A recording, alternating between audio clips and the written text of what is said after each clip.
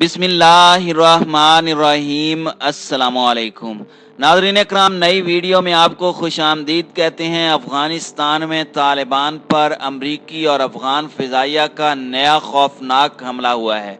अमरीकी फ़िज़ाइया की बमबारी से बच्चों समेत 20 अफराद के शहीद होने की इत्तलाआत हैं।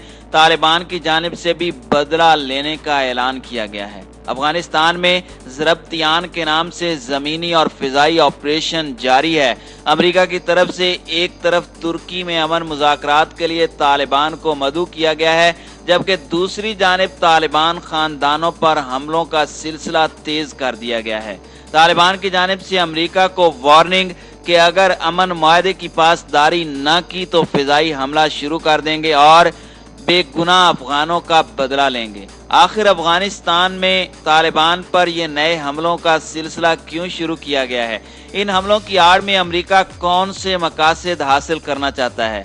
भारतीय खुफिया एजेंसी रॉ का इन हमलों से क्या ताल्लुक है? ये सब जानने के लिए आप दोस्तों से गुजारिश है कि वीडियो को आखिर तक जरूर मुलाहिजा करें।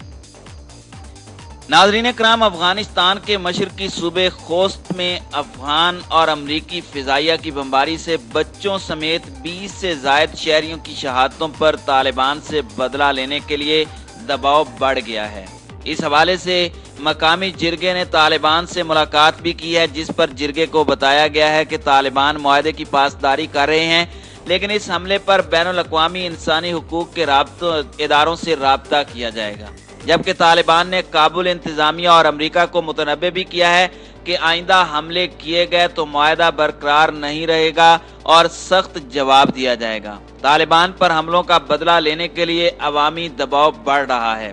तालिबान इस पोजीशन में भी हैं कि अमरीकी फौज का मुहासरा कर लें, लेकिन तालिबान मुआहदे की वजह से खामोश हैं कि शरीयत में मुआहदे पर अमल दरामद का हुक्म दिया गया है। नई अमरीकी इंतजामिया के आने के बाद से अमरीकी फौजी हुक्काम के रवैये में तब्दीली से अफगानिस्तान के हालात मजीद खराब हुए हैं, जिससे शिद्दत पसंद तंजीमों को फायदा हो सकता है।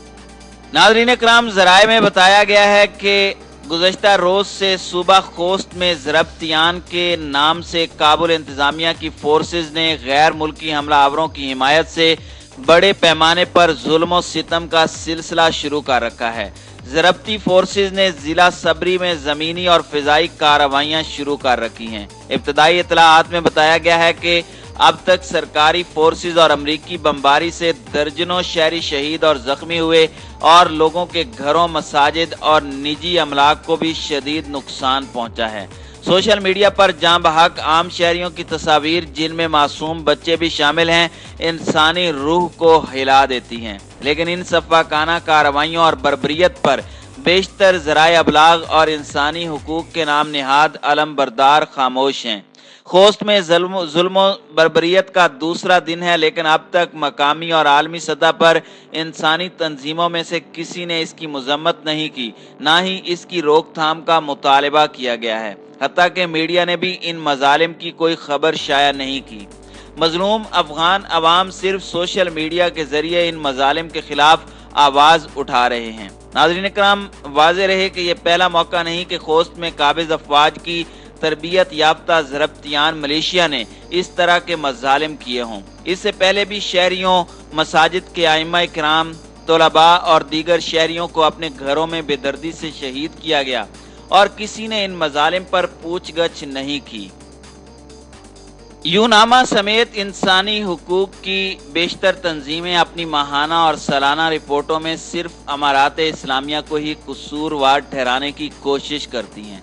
याद रहे कि अफगान इंतजामिया की कातिल फोर्सेस के इस तरह के इक़दामात जो इंसानियत के खिलाफ जुर्म और जंगी जराइम के ज़ुमरे में आते हैं, अफगान अमन अमल पर भी मनफी असरात मुरतब करते हैं। लिहाजा अफगान मसले को हल करने में शामिल तमाम फरीकों को खोस्त में होने वाले मजालिम के खिलाफ आवाज़ उठाना चाहिए। इस तरह के वाक़यात को संजीदगी से लेना चाहिए कि ऐसे वाक़यात क़याम अमन के लिए साजगार माहौल और सुनहरी मौके को सबोताज कर सकते हैं और इंतकाम के जज्बे को उभार सकते हैं।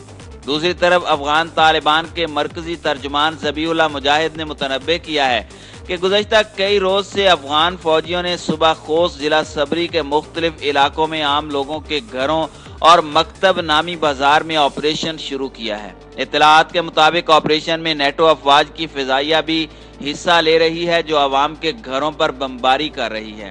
اب تک آپریشن میں بچوں اور خواتین سمیت 20 سے زائد شہری شہید اور متعدد زخمی ہو چکے ہیں۔ درجنوں مکانات اور دکانیں بھی تباہ کر دی گئی ہیں۔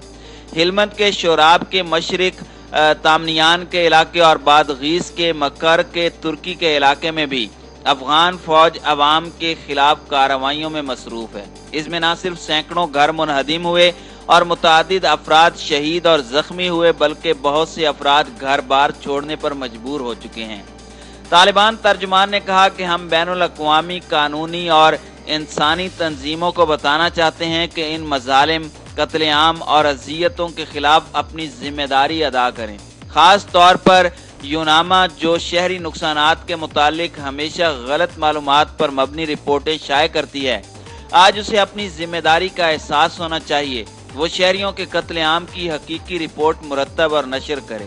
اس کے ساتھ ملکی میڈیا کو بھی مظلوم عوام پر رحم آنا چاہیے۔ متاثرہ علاقوں تک رسائی میں ہم ان کے لیے سہولیات فراہم کریں گے، وہ وہاں جائیں اور مصدقہ رپورٹیں مرتب اور نشر کریں۔ ناظرین اکرام، اگر امریکہ کی بات کی جائے تو امریکہ سے یہ امید رکھنا کہ وہ امن قائم رکھے گا کوئی عقل مندی کی بات نہیں ہے۔ وہ دنیا میں کہیں بھی امن کا خواہاں نہیں ہے۔ یہ کہنا زیادہ درست ہوگا کہ دنیا میں منظم دہشت گرد گروہوں اور تنظیموں اور دنیا میں امن و آشتی کا بانی امریکہ ہے۔ افریقہ سے لے کر مشرق وسطی، شام، عراق اور افغانستان تک کوئی بھی ایسا ملک نہیں ہے جہاں ہونے والی دہشت گرد تنظیموں کی مدد اور براہ راست کارروائیوں سے امریکہ کا تعلق نہ رہا ہو۔ ناظرین اکرام، یہ بات بھی مد نظر رکھنا چاہیے کہ اگر یہ فرض کر لیا جائے کہ مذکورہ بالا تجزیہ مبنی بر حقیقت نہیں ہے تو یہ حقائق سے چشم پوشی کے مترادف ہوگا۔ یہ وہ حقائق ہیں جو سب کے سامنے ہیں۔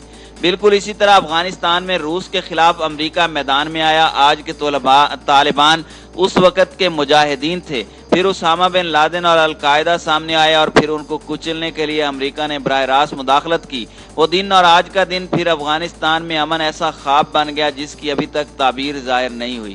مقبوضہ کشمیر کی صورتحال کے ایک ایک لمحے سے امریکہ باخبر ہے۔ اگر بھارت کو امریکہ کی آشیرواد حاصل نہ ہو یا امریکہ چاہے تو مسئلہ کشمیر کے حل میں 1 مہینہ بھی نہیں لگے گا۔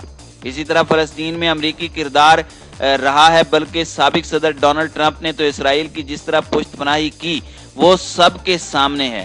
افغانستان میں قیام امن کے لیے جتنی پرخلوص کوششیں پاکستان نے کی ہیں شاید ہی کسی اور ملک نے کی ہوں، لیکن امریکہ کی بدنیتی اور بھارت کی مداخلت ہمیشہ ان کوششوں میں رکاوٹ کا باعث بنتی رہی ہے۔ یہ احساس دنیا کو بعد میں ہوگا کہ افغانستان میں امن اور مسئلہ کشمیر کے حل کی کیا اہمیت تھی، لیکن یہ وہ وقت ہوگا جب سب کو اپنی اپنی پڑ جائے گی۔ پھر اس احساس کا فائدہ تو کچھ نہ ہوگا، البتہ پچھتاوا ضرور رہے گا۔ مستقبل میں امریکہ کی بالادستی ختم ہونے والی ہے، اور جب دنیا میں بالادستی کی خواہش اور کوششیں ختم ہو جائیں گی اس کے بعد دنیا ترقی کی جانب گامزن ہو جائے گی اور دنیا میں سکون قائم ہو جائے گا، لیکن اس سے پہلے ایک بڑی جنگ کا امکان ہو سکتا ہے۔ اس وقت افغانستان کے 60 سے 70% حصے پر طالبان کا قبضہ ہے۔ امریکی افواج کا انخلا اب مسئلہ افغانستان بنا ہوا ہے۔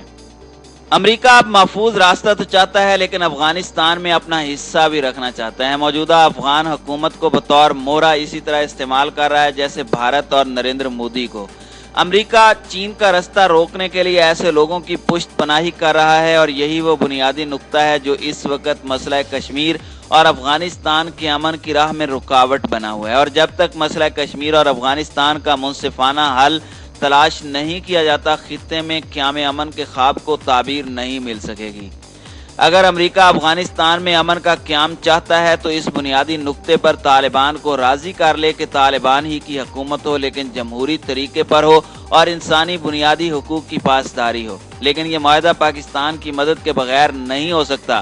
امریکہ کو پاکستان کی ضرورت ہے اور ہمیشہ رہے گی۔